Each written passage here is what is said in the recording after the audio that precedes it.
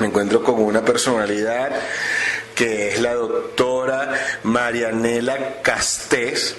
Es una doctora inmunóloga química, que vamos a tocar un tema que es bastante interesante, que hasta qué punto tiene que ver el estrés con los procesos inmunológicos y hasta qué punto pudiésemos estar afectados con todos los procesos de crisis medioambiental. Pero antes que eso, quisiera ahondar con la doctora en mi investigación que sigo adelante acerca de todo lo que tiene que ver con el proceso de inmunología. Gracias por esta entrevista. Mil gracias a usted. Doctora, entiendo que el sistema inmune tiene dos componentes, ¿no? Interconectados. Lo que es la inmunidad innata y la inespecífica o inespecífica, la inmunidad adquirida o específica. ¿Podría quizás para la audiencia explicar qué significa esto? Sí, cómo no. La inmunidad innata es aquella que se pone en acción, como su nombre lo indica, en los minutos en que entra un microorganismo al cuerpo, ¿ok? Es una inmunidad, un proceso inflamatorio, ¿ok? Que puede expresarse bastante fuertemente, donde participan moléculas, principalmente células, como los polimorfos nucleares neutrófilos. Hay lo que se llama la activación de la cascada del complemento. Apenas entra un microorganismo, la primera célula, de hecho es la célula más abundante en la sangre, de todas las células linfoides, el 60% son neutrófilos. Ellos inmediatamente no solamente tratan pues de fagocitar al microorganismo en cuestión, que lo hace pero no de una manera... ¿Qué significa fagocitar?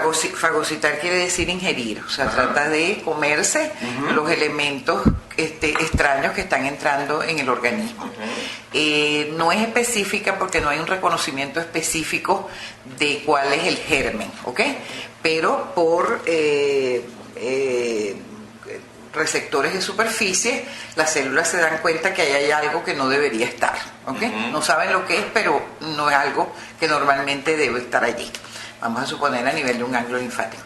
Entonces, trata de hacer esa fagocitosis, esa ingestión de eso. No es muy eficiente, esa primera fagocitosis no es muy eficiente. Después, a lo largo del tiempo, se vuelve muy eficiente, pero sobre todo se activa una serie de proteínas, la proteína se reactiva, y sobre todo se activa la cascada del complemento. Esas son una serie de proteínas que se van activando secuencialmente y que tienen efectos, conducen, las 9 proteínas del complemento, finalmente conducen a la lisis de una bacteria, por ejemplo.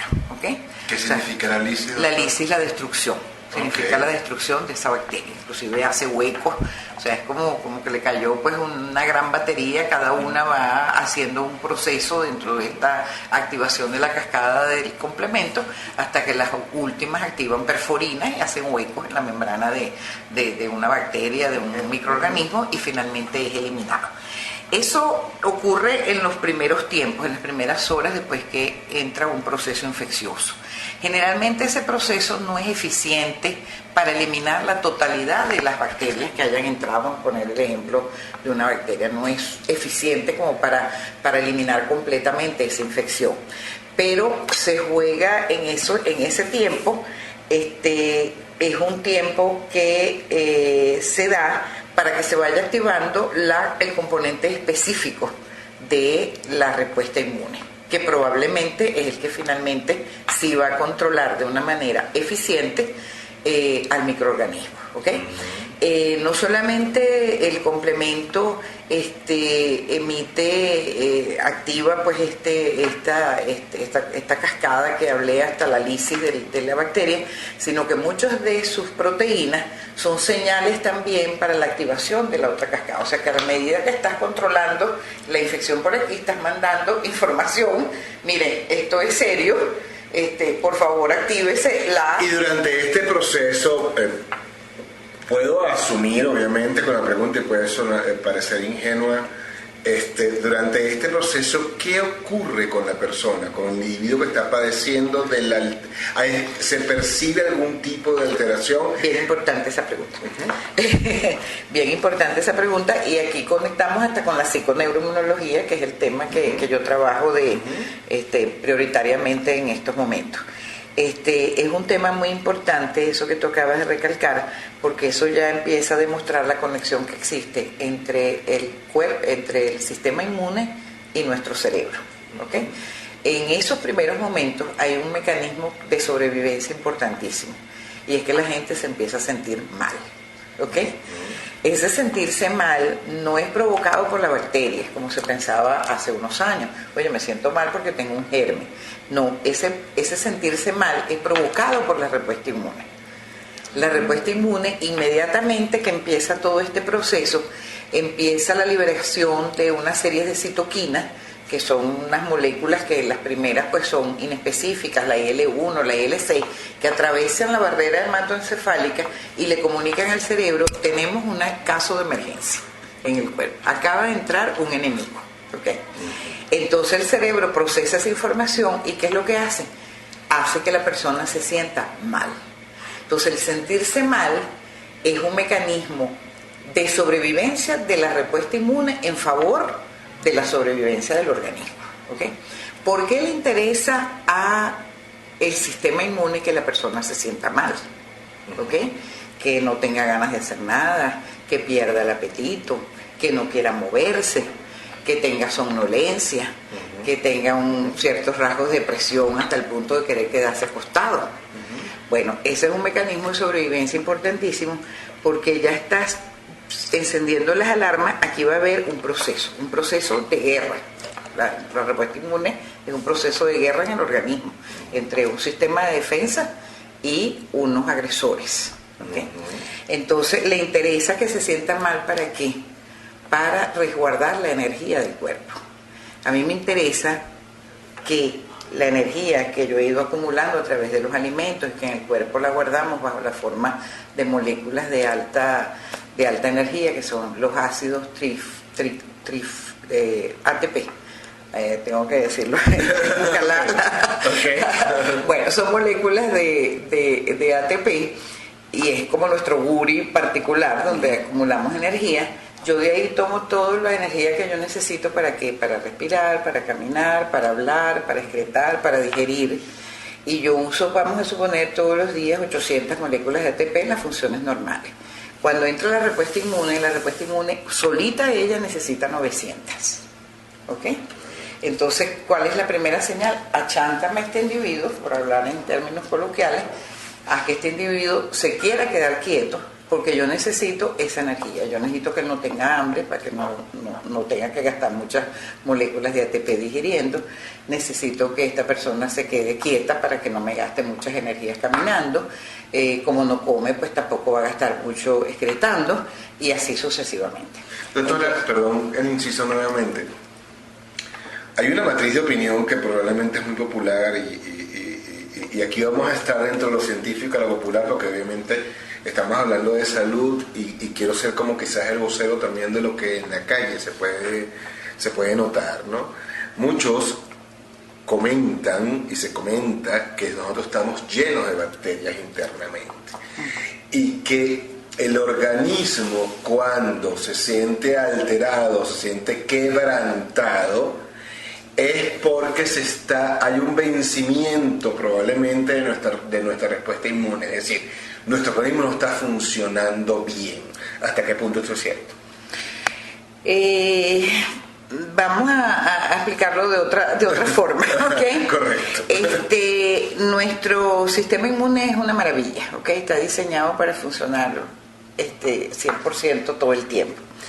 Pero lo importante de la psiconeuroinmunología ha sido justamente hasta hace 30 años, cuando yo estudié inmunología en el Instituto Pasteur en París. El primer día de clase me dijeron: el sistema inmune es un sistema autónomo, autorregulable, que no tiene nada que ver con el resto del organismo. Imagínate, qué barbaridad. Estamos hablando del Instituto Pasteur, o sea, la cuna de la inmunología. Qué barbaridad. Y esa era parte del paradigma. Por eso es que la psiconeuroinmunología viene a cambiar un paradigma fundamental. Entonces, lo importante de esto, y sobre todo que esto es de divulgación, es que la gente entienda que es responsable de su sistema inmune. Es un sentido de responsabilidad. El sistema inmune funciona bien en la medida en que yo lo trato bien. ¿Ok? El taller ese que yo doy se llama apropiarse del sistema inmune. ¿Cómo apropiarse del sistema inmune? ¿Cómo tú te puedes apropiar del sistema? Es un sistema que obedece y que está totalmente regulado por tus pensamientos, por tu forma de vida, por lo que comes, por la manera como expresas las emociones, por la satisfacción que encuentras en el trabajo que haces, por tus relaciones de pareja, tus relaciones personales, tu satisfacción con el trabajo, tu relación con el medio ambiente y tu espiritualidad. Casi nada. ¿Okay? O sea, es decir, que prácticamente estamos en este momento, país, situación, mundo, estaríamos todos expuestos cuando el sistema inmune estuviese quebrantado. Entonces, cuando tú dices cuando tú hablas de que el sistema inmune se cansa, pues mira, él no se cansa, lo cansamos por todo esto que estamos hablando. Entonces, asumir la responsabilidad de su sistema inmune prácticamente significa asumir la responsabilidad de tu vida y que tú entiendas que eso no es un sistema autónomo, autorregulable que anda por allí y que tú andas por aquí y que no importa lo que hagas, él va a seguir funcionando, sino que realmente está gobernado, regulado y dirigido directamente, o sea, tú eres el comandante de este sistema. Y la mejor manera de tratarlo bien es buscando satisfacción en la vida, pues. Doctora, que es muy fácil de decirlo, por supuesto. Un poco por el tema, ¿no? Pudiésemos entender entonces que el estrés ocasiona infecciones o permite infecciones, y siempre estas son una respuesta dentro del organismo acerca de nuestra psiquis o el comportamiento de la interacción de la psiquis. Absolutamente, eso es lo que demuestra la psiconeuroendocrino-inmunología. Antes se pensaba y decían hay un grupo de enfermedades que son psicosomáticas. ¿Okay? Hoy en día se piensa que todas las enfermedades son psicosomáticas, tienen un componente de la psiquis, y el punto fundamental en esta tríada es justamente el sistema inmune. Si me permite un papelito, de todas maneras yo lo voy a decir porque las personas que lo están en una parte de un triángulo tenemos nuestro sistema nervioso central, nuestra mente, nuestra psiquis, nuestras emociones, nuestros pensamientos, nuestros valores, nuestra filosofía de vida. En otra punta del triángulo tenemos el sistema endocrino con todas sus hormonas, y en otra punta de este triángulo está justamente el sistema inmune. El sistema inmune es la base fundamental de lo que llamamos salud o enfermedad. Cuando tenemos un sistema inmune saludable, tenemos salud. Cuando ese sistema inmune falla, viene la enfermedad. Lo que estábamos hablando anteriormente de la infección por HIV lo vino a demostrar sin lugar a dudas. Un sistema inmune en el cual ha sido tocado y afectado, en este caso por el virus HIV, es prácticamente incompatible, si no se hace nada, hoy en día por supuesto existen medicamentos, con la vida, sobreviene la enfermedad, ¿ok? Porque este es nuestro sistema de defensa que nos protege contra patógenos, pero también contra células tumorales, ¿okay?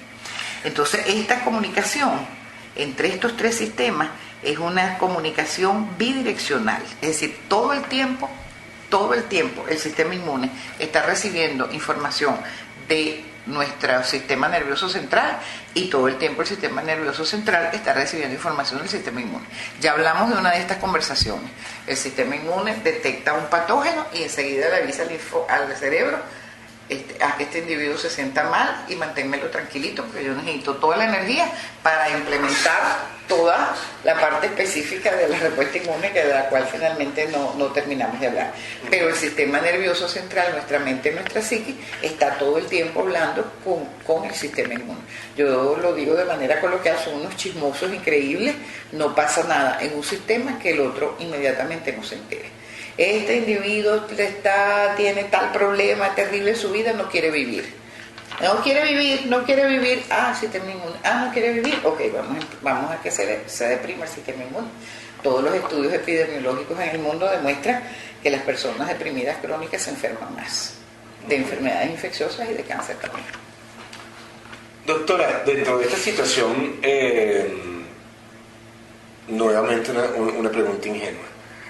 No hay preguntas ingenuas. Bueno, yo lo digo porque ya mis oyentes saben cuando yo digo preguntas ingenuas. No hay preguntas ingenuas. ¿No? ¿Hasta qué punto? Vamos a ser un poco más francos todavía. Yo he visto muchísimas personas, me manifiesto que yo no lo soy, que han adelantado mucho conocimiento acerca del equilibrio, la gnosis, quizás tener una conducta más holística de corresponsabilidad ante la vida, más equilibrada, más ecuánime, hacen catarsis, hacen budismo, guau. Cuando digo guau, me perdonan el oyente y me perdonan todos los que me han leído, que simplemente es una forma yo de expresarme. Sin embargo, estas personas pueden sufrir en un momento dado de gripe, pueden sufrir en un momento dado de alteración nerviosa, pueden sufrir en un momento dado de depresión. Yo siempre me he preguntado hasta qué punto, y aquí puedo ser un poco asesino con la pregunta, pero no, hasta qué punto realmente el equilibrio que nos podemos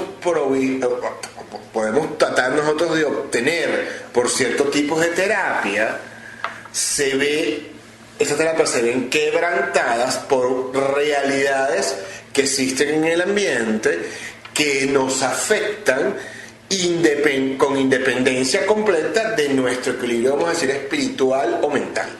Totalmente, es una pregunta absolutamente interesante, ¿ok? Fíjate, nosotros tenemos más de 15 años haciendo programas de apoyo psicosocial para personas con enfermedades de alto riesgo. Ellos realmente han sido nuestros maestros, ¿ok?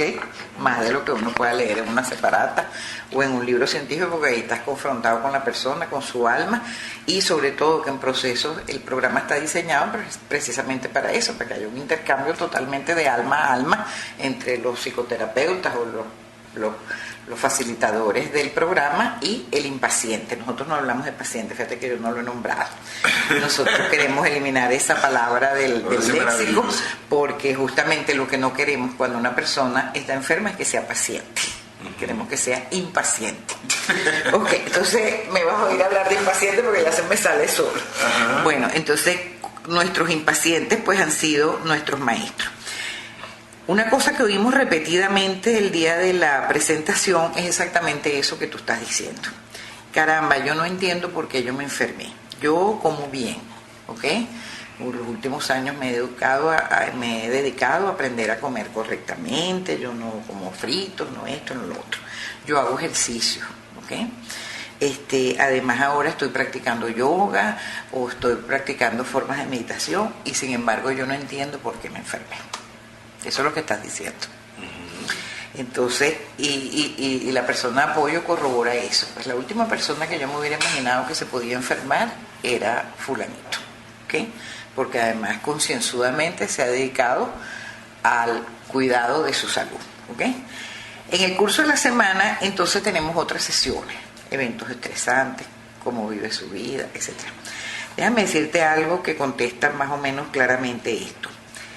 El sistema inmune habla, con quien se comunica es con el inconsciente de la persona, ¿ok? No con su consciente, ¿ok? Entonces su consciente es ese que él presenta. Yo como bien, yo estoy bien, yo hago meditación, voy al yoga todos los días, mírenme qué bien estoy, sonrisita Barbie, como las llamo yo, etcétera, etcétera.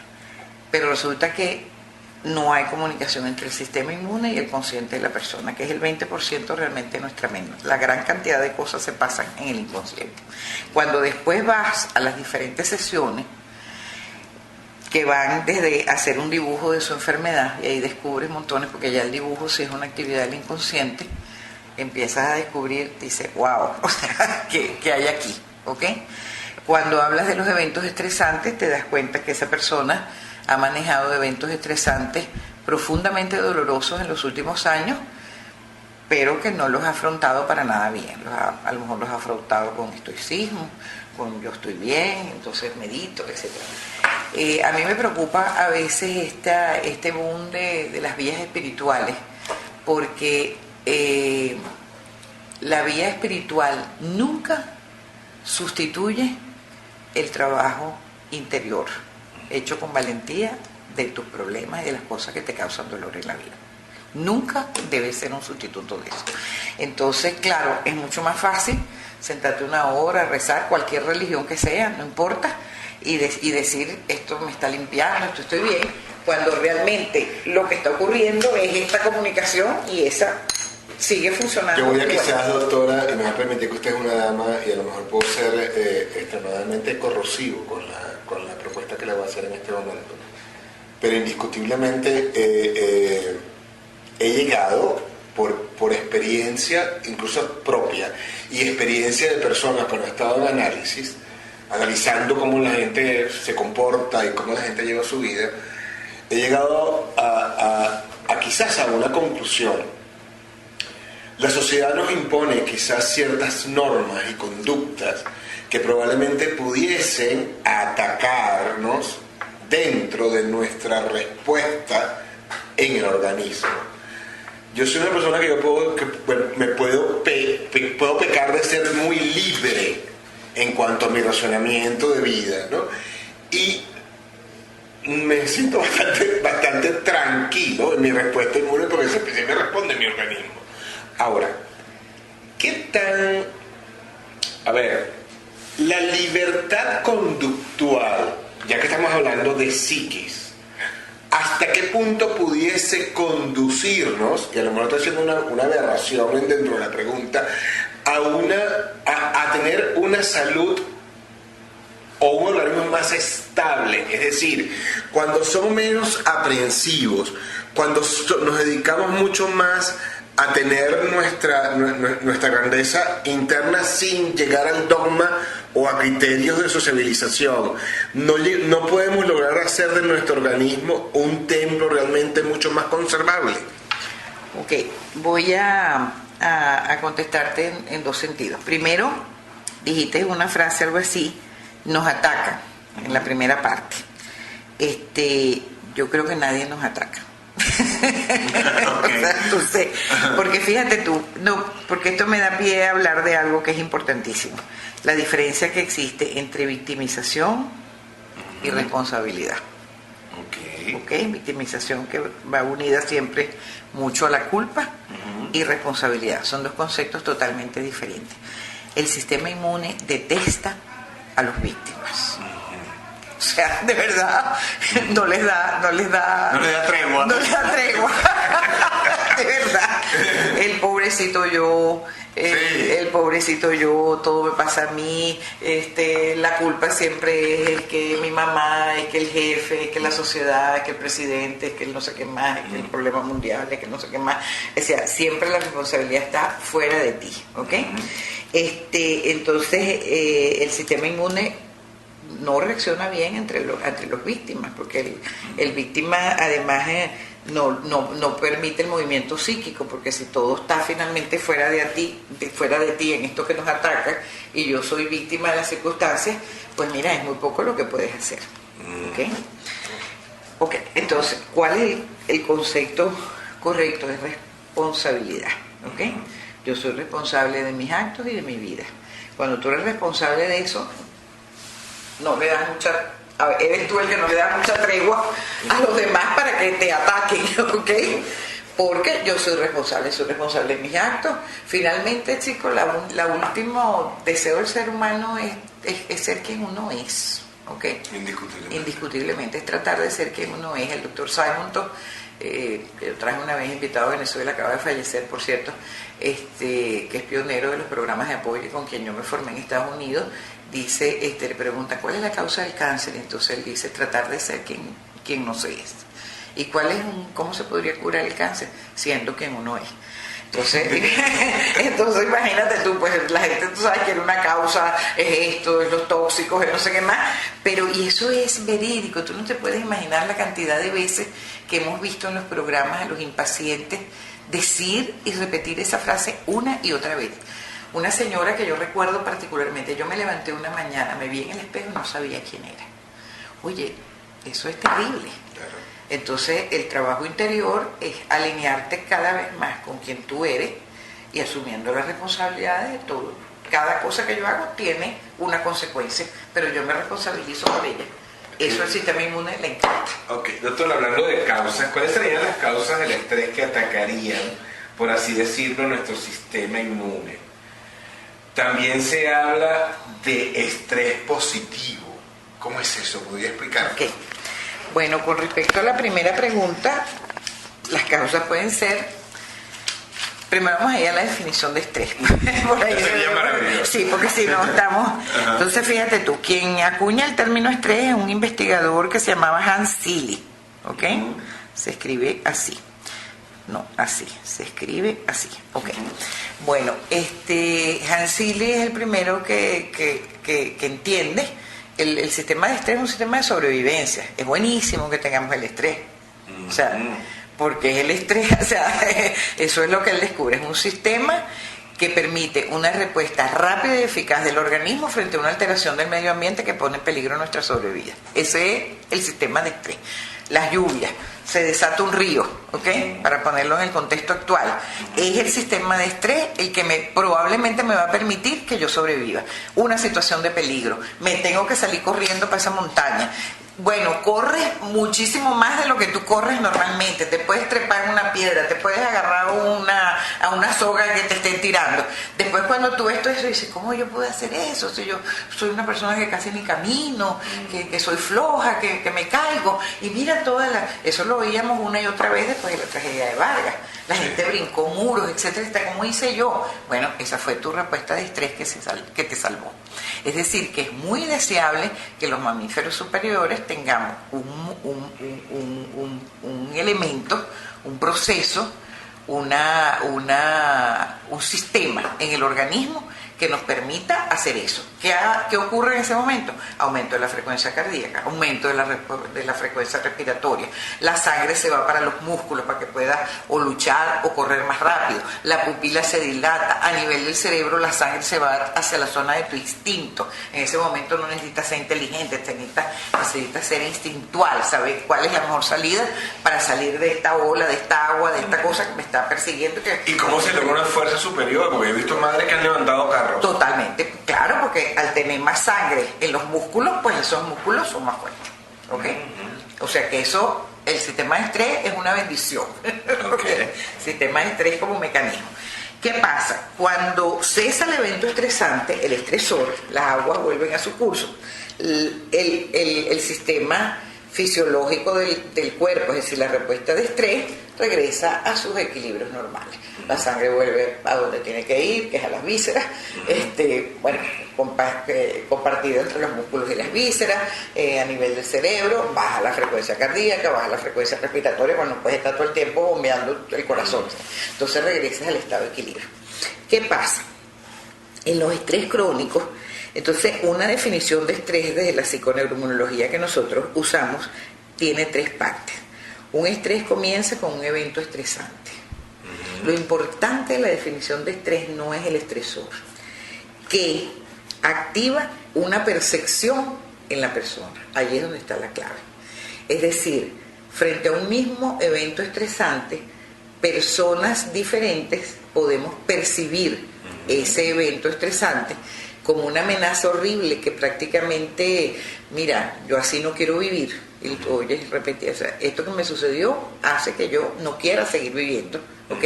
Esa es su percepción. Mientras que otra persona te dice, oye, a mí me pasó eso y yo me volví pero como un león queriendo salir de esa situación. Fíjate tú que es el mismo evento estresante, el estresor es el mismo, pero la percepción de las personas es diferente. Lo que activa los sistemas de estrés en el cuerpo no es el estresor, es tu percepción.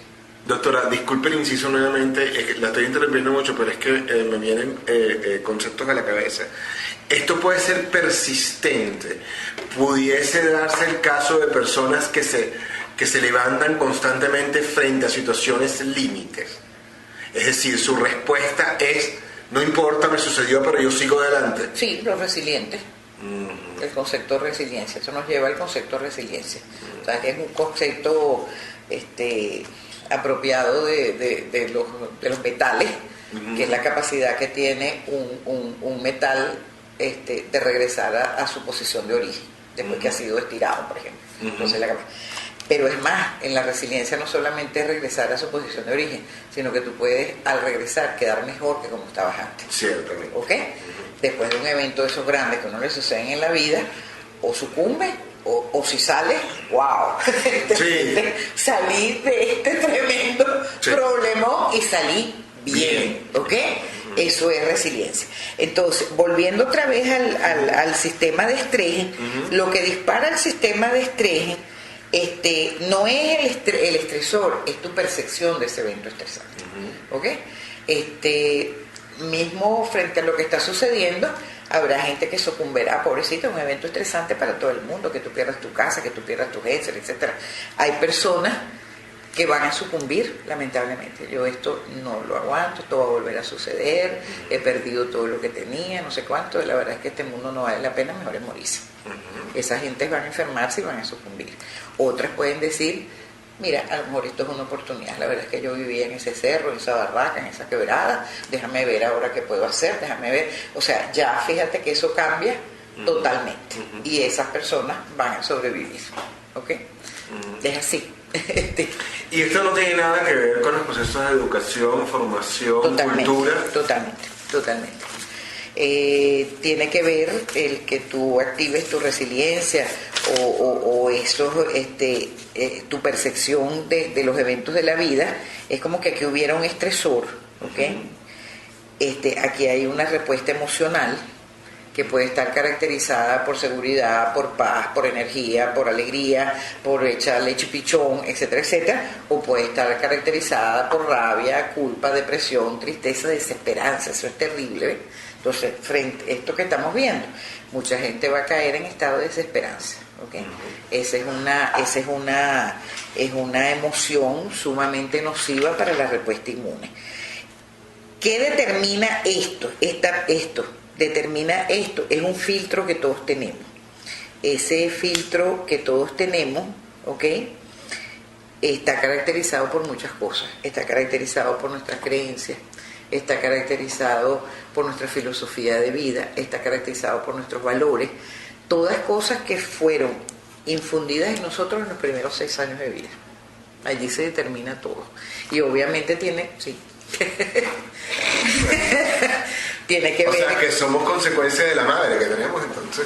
Somos consecuencia de nuestros madre o padre. Somos consecuencia de nuestros padres, de nuestras personas significativas en la infancia, abuelos, tíos, de nuestros maestros, de nuestro sistema socioeconómico. Ahora, eso no puede cambiar, doctora. Bueno, si no pudiera cambiar, no valdría la pena que yo estuviera. No, obviamente, claro. Me refiero a la pregunta. Claro, sí. Lo que entiendo es lo siguiente, es decir, a lo mejor yo he conocido personas de hogares muy limitantes, que son personas que han evolucionado de una manera pero impresionante, que llegan a ser grandes líderes a nivel del mundo, ¿no? Sí, son la resiliencia, y entramos en el otro tema de la resiliencia. Se ha hecho un estudio muy interesante precisamente a partir de ahí, que todo esto es absolutamente cierto, se aplica en un alto porcentaje de la población, pero hay gente que contra toda lógica cambiaron eso. Entonces empezaron a buscar qué había ocurrido en la vida de esta persona, y fíjate tú, se encontró un patrón que era bastante significativo.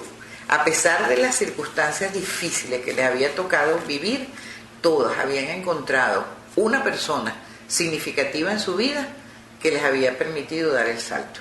Que podía ser desde un maestro que aparentemente no había jugado un papel importante, pero que esa persona que lo acogió, que entendió que el niño era inteligente, se dedicó a él, desde un vecino, desde un tío, un padrino, un cura, bueno, lo que fuera, pues, o sea, algo habían encontrado, algo en la vida, un vecino del otro piso cuando tú vivías, o sea, alguien había encontrado que hizo esa diferencia. ¿Siempre es una persona o puede ser una situación? Puede ser una persona, puede ser una situación.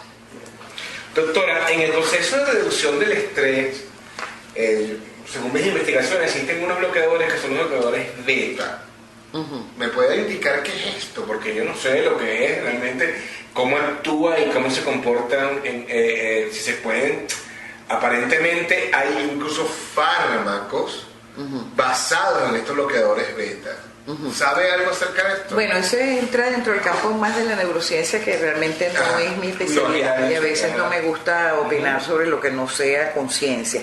Sin embargo, por ejemplo, se ha encontrado en el efecto de la depresión, se ha encontrado una acción importantísima de la dopamina, que tiene que ver con estos bloqueadores beta adrenérgicos. Evidentemente finalmente todas estas reacciones son reacciones bioquímicas. ¿Okay? Todas son reacciones bioquímicas, ya sea a nivel cerebral, a nivel endocrino o a la misma respuesta inmune. Es decir, que a veces ese mismo, por ejemplo, como decía anteriormente, ese sentirme mal, que pudiera expresarse en una forma de comportamiento, pero finalmente eso son reacciones químicas que están ocurriendo en el cerebro. ¿Okay? Me gustaría dejar ese aspecto hasta allí. Doctora, ¿qué es Creando Salud? Ok, chévere. Bueno, Creando Salud es una asociación que fue creada, valga la redundancia de la palabra, hace 3 años, un poco para tener una organización que nos pudiera permitir el divulgar estos conocimientos. Nosotros pensamos que la ciencia está en un cambio de paradigma en este momento. Un cambio de paradigma ocurre cuando ya no podemos seguir explicando las cosas que vemos con las herramientas que tenemos a la disposición, sobre todo a nivel de salud. Esto es absolutamente válido. Ya han surgido en los últimos años suficientes evidencias científicas de cambios importantísimos en nuestra concepción de la salud y de la enfermedad, que no permiten seguir utilizando las antiguas formas de ver la salud y la enfermedad que veníamos utilizando con el método cartesiano y con las evidencias que teníamos a nuestra disposición. Han habido cambios fundamentales en 3 áreas, principalmente la de la respuesta inmune asociada a la psiconeuroinmunología. Fíjate tú que nos dividimos, nos especializamos, cada quien veía su pequeño territorio, los endocrinos, el sistema endocrino, los inmunólogos, el sistema inmune, el cerebro y todo, y resulta que ahora viene una disciplina que trata de integrar todo, psico, neuro, endocrino, inmunología, o sea, desde el comportamiento hasta la psique, pasando por las hormonas y la respuesta inmune.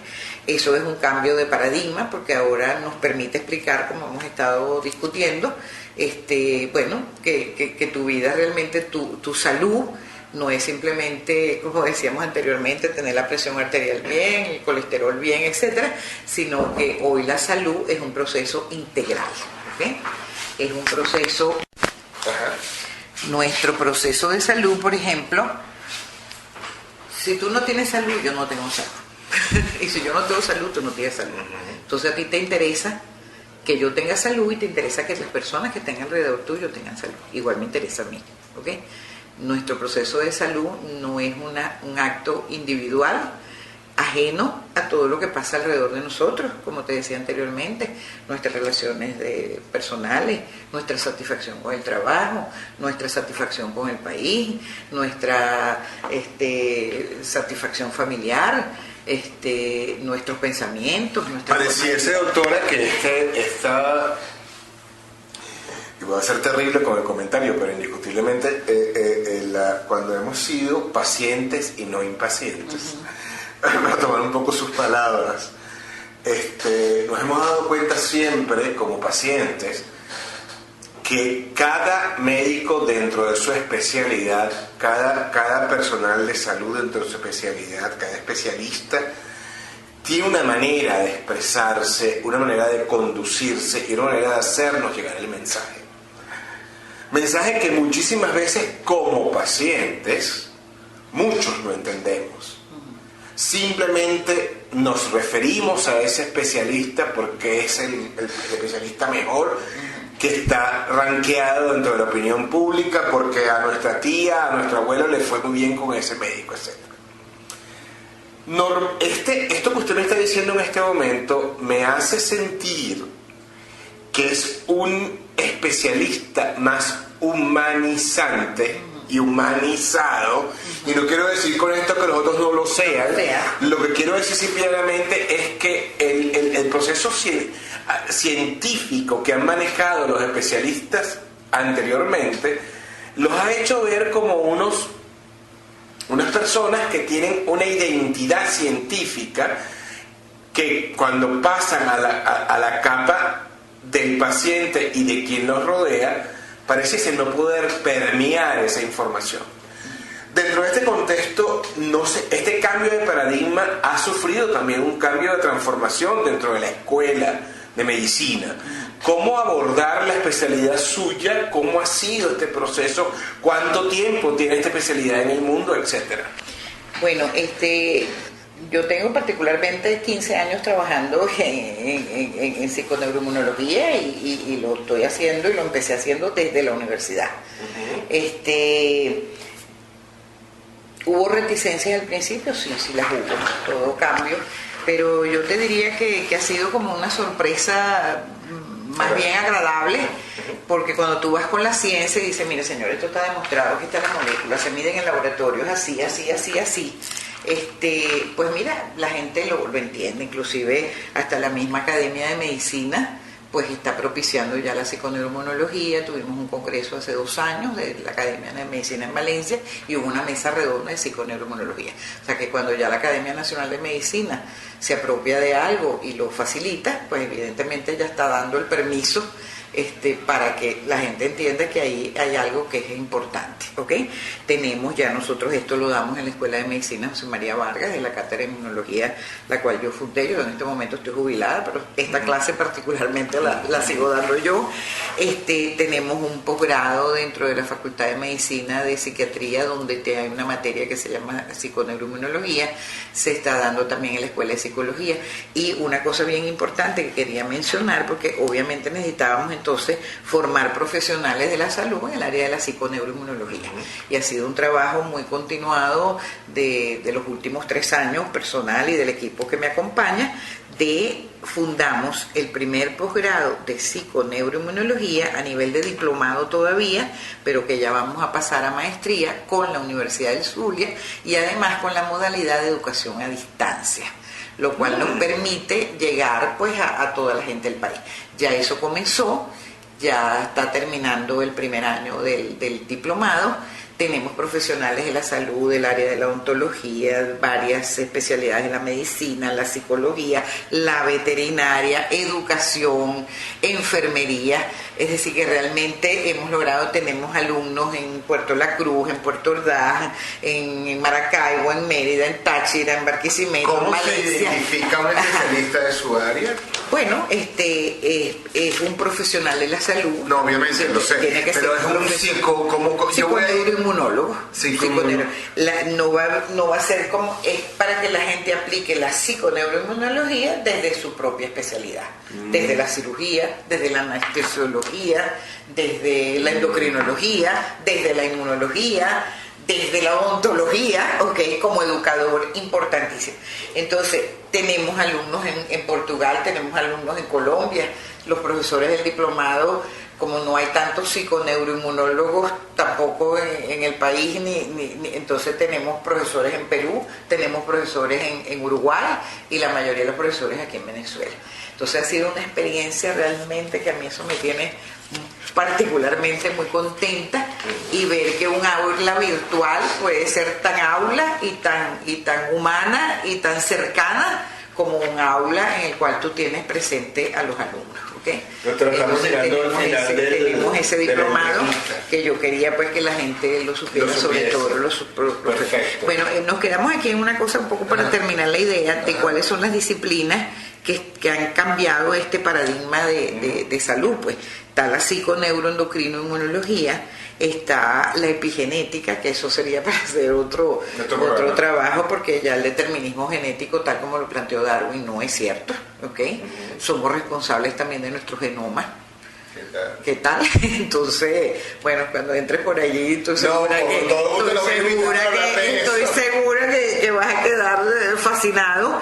Y está la misma neurociencia. Antes se decía el loro viejo no aprende a hablar, el cerebro llega a los 18 años, llega a su máximo. Hoy en día sabemos que no es cierto, el cerebro tiene neuroplasticidad, el cerebro aprende hasta el último día de tu vida, el cerebro, las neuronas se regeneran, es decir, es todo un cambio. Entonces, todo este cambio fundamental, bueno, nos lleva a decir que somos responsables de nuestra salud. Pues nuestra salud realmente está en nuestras manos, somos responsables de ello, y además nos hace co-creadores de nuestra propia evolución, porque a través de la epigenética eso es lo que estamos demostrando. Ya no son aquellas mutaciones que ocurren en el periodo de billones de años o millones de años, sino que los cambios biológicos pueden ocurrir en una generación y nosotros somos co-creadores de esa evolución. Entonces son conceptos totalmente revolucionarios que están cambiando totalmente, que están cambiando totalmente la forma como vamos a percibir. Doctora, quizás para concluir, ¿cuáles fueron las investigaciones del doctor George Solomon referente a esto? Sé que usted investigó, sé que no es una persona que yo aprecié muchísimo. Él estuvo aquí en Venezuela, fue el padre de la psiconeuroinmunología. Me sentí privilegiada de que él me considerara su amiga y nos escribimos. Yo todavía me escribo con su esposa. Era un tipo totalmente extraordinario, fuera de serie. Era un médico psiquiatra, fue el primero que demostró que cuando se producían alteraciones a nivel del cerebro, concretamente en el sistema límbico, el hipotálamo, en el caso de él fue que lo demostró, se producían alteraciones profundas de la respuesta inmune. O sea que este sistema autónomo y regulable que no tenía nada que ver era absolutamente falso, y él produjo alteraciones con agujas eléctricas en el hipotálamo de animales, la respuesta inmune se fundía totalmente. ¿Okay? Esa fue su primera, era un médico psiquiatra. Cuando él hace este trabajo en el año 68 nadie le cree, no le dieron más dinero para que trabajara en esa área y tuvo prácticamente que trabajar durante 10 años a escondiditas, usando recursos pues que le daban para otras áreas de investigación, etcétera, etcétera, en ese camino. Por supuesto, a su muerte, pues su muerte fue anunciada en el New York Times. Era profesor emérito de la Universidad de California en Los Ángeles, pero la gente se resiste, los medios y en las facultades de medicina y la ciencia se resisten a los cambios. O sea, la gente quiere en todos los Doctora, yo no quisiera despedir este espacio sería demasiado difícil, obviamente, tratar de que usted me diese una mejor fórmula para... cuando hablamos de que tengo al frente una doctora como usted, que es inmunóloga y es inmunóloga química, indiscutiblemente hay un tema que no podemos dejar a un lado, que es las personas que están inmunodepresivas, los que tienen HIV o los que están siendo tratados por ese flagelo de la humanidad que, para mi punto de vista, tuvo gran que ver el hecho de que lo declarasen hace muchos años atrás el cáncer gay, y eso determinó muchas cosas en el camino, ¿no? No voy a entrar en ese tema. Lo que sí quiero probablemente es invitarla a ver si puede en un momento dado decir qué ocurre con una persona que está siendo tratada con retrovirales y cuál sería la mejor conducta a seguir más allá del cuidado pertinente cuando estamos hablando de la especialidad suya. El doctor Solomon, el padre de la psiconeuroinmunología, era HIV positivo. ¿Okay? Él, bueno, desde su propia experiencia de vida, obviamente era un tema que le tocaba profundamente, ¿no? Es más, él escribe una autobiografía y él hace un hallazgo fundamental y pone con mucha valentía, además personal, ¿ok? Con mucha valentía personal pone en el tapete y dice: todos estos programas epidemiológicos y de estudio, estamos hablando cuando se inicia la investigación, que no se tenía idea de nada, ¿no? Entonces era el cáncer, la enfermedad de los gays, etcétera, etcétera. Y entonces él dice: aquí estamos dejando un grupo importantísimo fuera de estudio. ¿Qué pasa con los que son bisexuales? ¿Dónde están? Entonces él, desde su propia experiencia personal, pone en el tapete ese problema, lo cual entonces avanza enormemente de incluir otros grupos de estudio, etcétera, etcétera. Entonces te cuento esto como una anécdota personal, que además él narra en su libro, así que no estoy haciendo ninguna infidencia pues que no pueda hacer. El doctor Solomon, por supuesto, trabajó mucho en ese tema, ¿okay? Y entonces él encuentra una serie de cosas. Él habla de los que llama él los largos sobrevivientes, long survivors de HIV, que eran personas que habían estado infectadas con el virus por mucho tiempo sin expresar la enfermedad, entre ellos él, porque Tuvo como 20 años infectado el HIV, finalmente muere de otra cosa. ¿Okay? Entonces, los low survivors. Podemos decir, bueno, que las cepas no son tan ¿cómo se llama?, tan agresivas, etcétera, etcétera, pero él hizo un estudio mental, de salud mental, en aquellos long survivors, en aquellos largos sobrevivientes, y encontró una serie de cosas, no sé si las voy a poder recordar todas en este momento, pero una de ellas era la siguiente. Primero, personas que tenían un grupo de apoyo no las voy a dar en orden de importancia, sino como me voy a ir acordando. Personas que tenían un grupo de apoyo familiar o de amigos bien importante. Personas que no escondían su homosexualidad, sino que podían hablar de ellas abiertamente. ¿Okay? No era un tema, fíjate tú, no era un tema oculto, sino que la habían asumido y podían hablar de ellas sin ningún problema. Eso era un factor sumamente importante.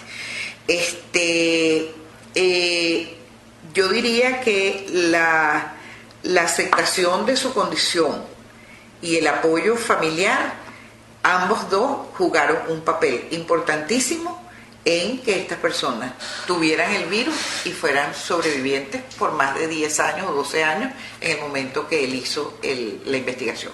Habían otras que no recuerdo en este momento, si quieres después sobre todo para la investigación de la revista, pero esas dos eran como las más importantes. Doctora, ¿y el retroviral?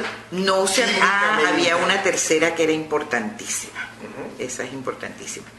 A pesar de su condición y a pesar de que al principio casi HIV era sinónimo de muerte, sí, por alguna razón estas personas no se conectaron con esto y siguieron haciendo planes, la no aceptación de un veredicto de muerte frente a su condición de enfermedad, y siguieron haciendo proyectos a corto, mediano y largo plazo. Esa era otra que era sumamente importante. Eso fue lo que se encontró en la psiqui de esa persona. Bueno, yo quiero retomar eso porque tú estás diciendo, y simplemente quiero, los que saben que llevo a cabo ya voy por la tercera entrega de este documento que quiero dejar plasmado ante la opinión pública, que es HIV.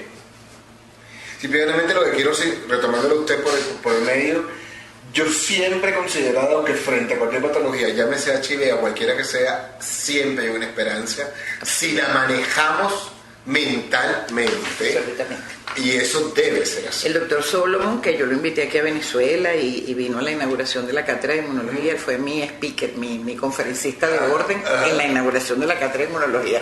Imagínate, eso fue un honor que yo me trajera a ese señor hasta aquí y que estuviera ahí ese día. Eso es uno de los momentos bonitos de mi vida.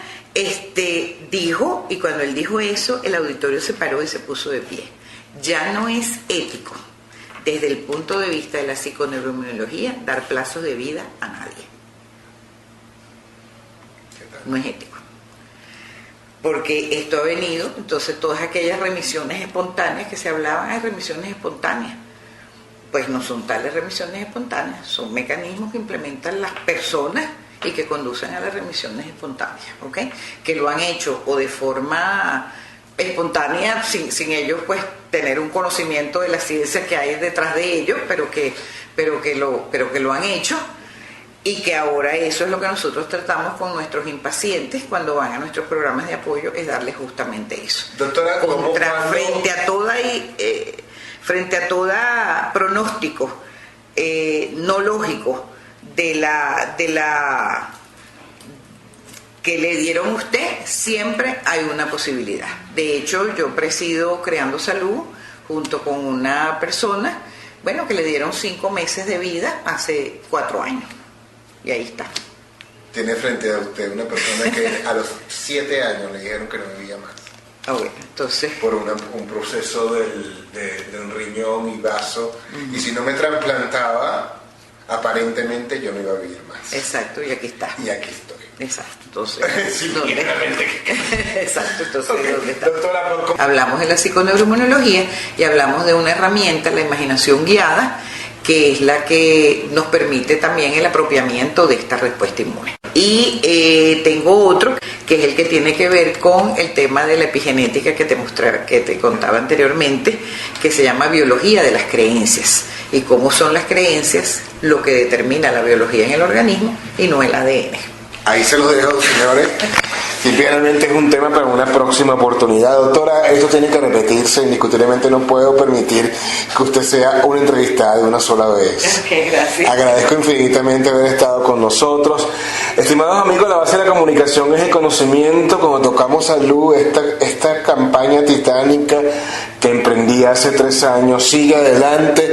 Soy simplemente un medio para que grandes especialistas estén conmigo tomándose un agua, un café y podamos compartir ante ustedes la realidad de un país que sigue combatiendo ante el mundo.